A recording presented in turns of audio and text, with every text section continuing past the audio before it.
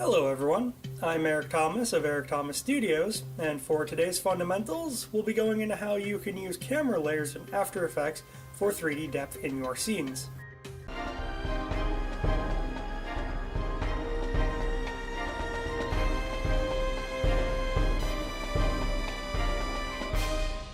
Just to set the groundwork for this, a camera is a type of layer that lets you look at your other layer's content through a controlled viewport instead of the default comp view. It works the same way as a real camera, for the most part, so the controls and settings will also mostly be the same. Before we can use it, we'll first need to know how to add the camera into any comp we want to use. One way to add one is to go up to the layer menu at the top of AE, and under New, click Camera. Alternatively, we can right-click in the timeline and add the camera from there. And it's a bit clunky, but you can also type Command-Option-Shift-C on a Mac, or Control-Alt-Shift-C on a PC as a shortcut. No matter how you add it, a window will open up with the settings for the camera. Honestly, for the most part, these defaults will work for most projects, or at least that's been my experience. If you want to experiment with things though, here's a rundown of what we can do here. Firstly, where it says Camera 1, we can change the name of the layer we'll be adding. If you're using a multi-camera setup, definitely a good idea to use this, but if not, you can leave it as is. The preset under that is exactly what it sounds like. It'll be a combination of zoom, angle of view, and focal length meant to simulate certain camera and lens types. 50mm tends to work for me. After that, we have the film size. This sets how exposed the image in your camera will be, which will make it brighter or darker. As you change this setting, your zoom will automatically change with it. Speaking of zoom, that's the distance between the lens of your camera layer and the 3D images we'll be using it with. The higher the zoom's value, the closer and bigger things will look, and on the opposite end, making it smaller will shrink the 3D layers. Next up, our angle of view is going to be how wide the view inside the lens is. This will be determined by the focal length, film size, and zoom, with higher numbers getting closer to a wide-angle lens and lower numbers being more narrowed. We also have controls to give our camera depth of field. I've covered this in my how-to on the subject, but depth of field, or DOF, is the effect you see in photos where a part of the image is sharp and the rest is blurred. The sharp area, your focus, is going to be controlled by the settings under this if you click the Enable checkbox. With DOF enabled, you can change the focus distance, which is how far into the scene your camera will focus on. Higher numbers will focus further in, while lower numbers will pull the focus closer to the camera. Under that, the Lock to Zoom checkbox will set whether your focus distance is controlled by your zoom, and vice versa, or whether you can control them separately. And then come the exposure settings. This is what I meant by mostly when I said that earlier. We can also adjust the camera's aperture and f-stop, but unlike a real camera, AE's cameras won't get brighter or darker based on these settings. Aperture is going to be how open the lens is. The f-stop, meanwhile, is the ratio of focal length to aperture. These two settings will control each other, with higher numbers meaning more area affected by the blur and lower numbers shrinking the area. Now those all control where the blur happens. To control how blurred everything out of focus gets, we have the blur level control. A lower value here will mean sharper images overall, and a higher value will blur things out more. And lastly, our other control is the focal length. This is the distance from the film in the camera to the lens, or how close things appear.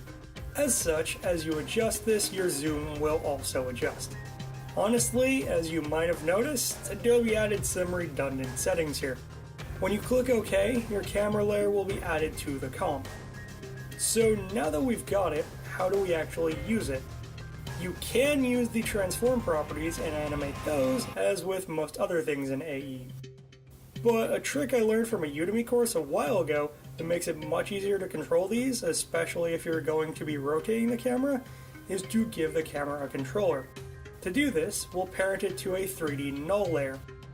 We'll first need to have a null layer, so let's do that.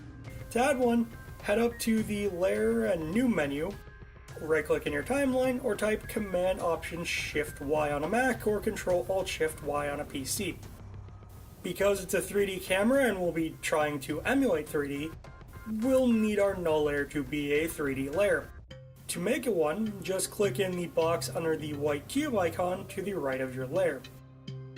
If you don't have a white cube icon in your timeline, head down to the bottom left of the program. The first icon with 3 overlapping squares should be white. If you click on that to make it blue, the switches will show up and then you can make the layer 3D. We'll then need to actually make this 3D null layer into a controller, which is easy enough. Head over to the right of our camera layer. On the very far right, there will be a drop-down menu, which when clicked, will show all the layers in the comp except the layer with the menu.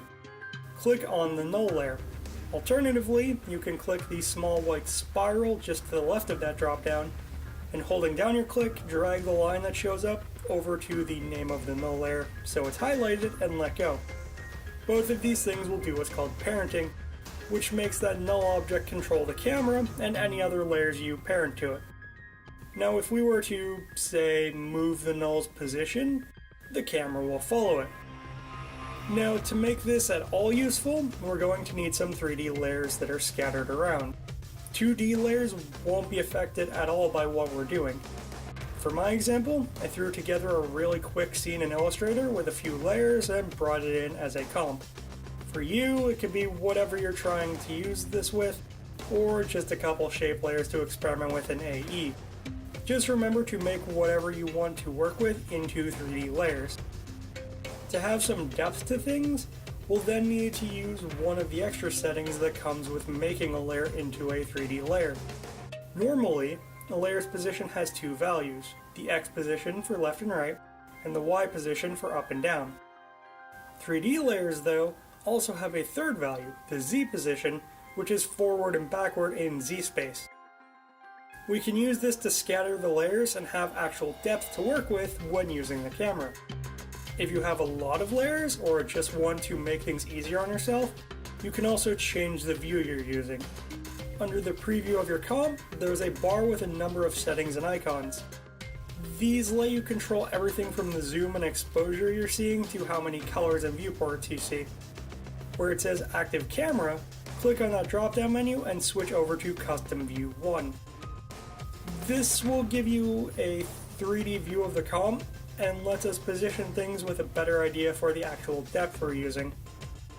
Once you've laid things out, it's just a matter of setting the stopwatch on your null layer's position and rotations as needed and animating it through. And that was a look at using 3D cameras in After Effects animation. I hope everyone's learned something and had fun doing it. If you have any questions, thoughts, or other feedback, you can let me know with a comment below or with a message to @ET_studios on Twitter. You can also like this video and share it around. I'd appreciate the help getting the word out. And I'm planning to be back here every Friday, so be sure to subscribe for more awesome content. Have a great day, everyone.